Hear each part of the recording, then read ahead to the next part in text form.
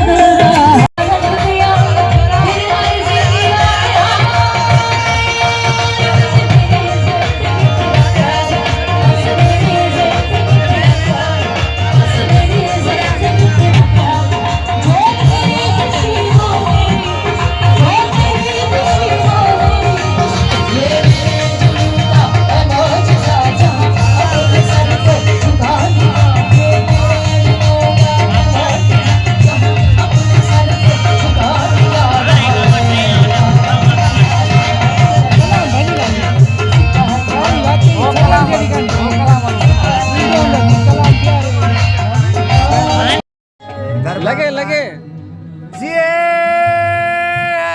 अतहर कबूल ये अतहर कबूल मैसेज करो यो दरबार मला टैक्सी ड्राइवर अली मौला हुसैन पाक नवाज़िंदी। दोस्तों ही सॼी पंहिंजी कंपनी आहे, घोट रज़ा अली साहब, उनजो ब्रदर शहज़ाद अली ऐं अली सुरियो भाई, साईं कुबर साहब। वरी ॻाल्हि तमामु प्यारो बहितरीनु दोस्त आहे साईं कुबर साहब बि, साईं अली साहब बि तमामु प्यारा दोस्त आहिनि। ऐं ॿिया बि पंहिंजी सॼी संगत आहे, काफ़ी प्यारा दोस्त, साईं गुलाम अहमद चन्ना साहब, सभु दोस्त पंहिंजा ई आहिनि।